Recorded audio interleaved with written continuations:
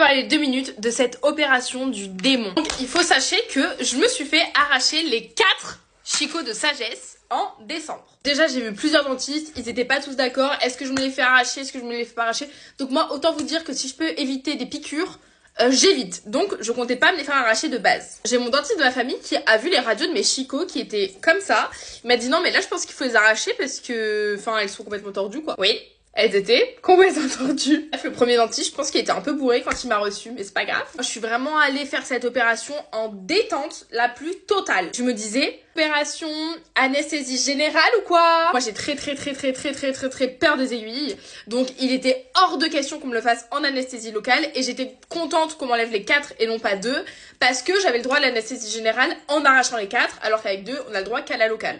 Donc j'étais en mode, ouh! Le jour de l'opération, je stresse un peu pour mes piercings. Parce qu'on me demande de tout enlever. Or celui-là, bah je peux pas l'enlever. Et la meuf était là en mode, bon bah c'est pas grave, tu peux le laisser mais ça va te brûler. Donc j'avais un peu peur, mais j'ai eu aucun problème. En fait, j'étais un peu contente parce que j'ai toujours voulu tester l'anesthésie générale. Enfin, j'avais jamais testé. Vraiment, je suis allée en mode colonie de vacances. C'est la journée, le soir je pars et puis c'est fini. Je vais avoir mal de 3 jours et puis c'est barre. Que nenni!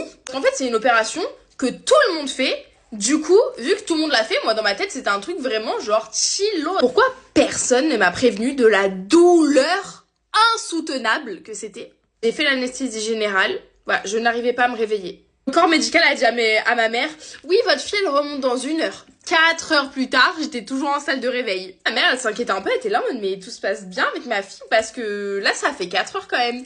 Et c'était là en mode, oui, ça va. Moi, je ne voulais pas me réveiller. Voilà, j'étais dans les vapes, hop là, et je voulais pas me réveiller. Je me suis pas du tout sentie partir, genre m'endormir. En revanche, le réveil, oh, c'était horrible. Je me rappelle, j'ai ouvert les yeux pour la première fois à 15h30 et ensuite, à chaque fois, en fait, il y avait mon lit qui était devant l'horloge. Donc vraiment, dès que j'ouvrais les yeux, je voyais l'horloge et je retombais dans les pommes, genre. C'était horrible, je n'arrivais pas à me réveiller. En fait, il m'avait donné un tranquillisant que j'avais demandé, hein. Il m'avait dit, est-ce que tu veux un tranquillisant? Je lui ai dit ouais. Du coup, ils me l'ont donné. Et quand ils sont venus me chercher pour aller me faire opérer, ils m'ont dit, ça va, tu peux marcher? J'étais là en mode, oui. Pourquoi je peux pas marcher?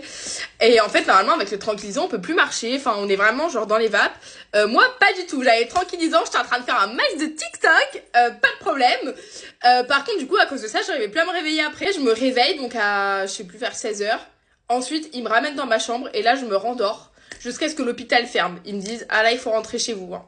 Du coup, je rentre chez moi. Et là, je me rendors encore jusqu'à 22h ou je sais plus quelle heure. Enfin, j'ai dormi pendant 6 décennies. Ensuite, les douleurs sont apparues. On m'avait dit de prendre du Doliprane et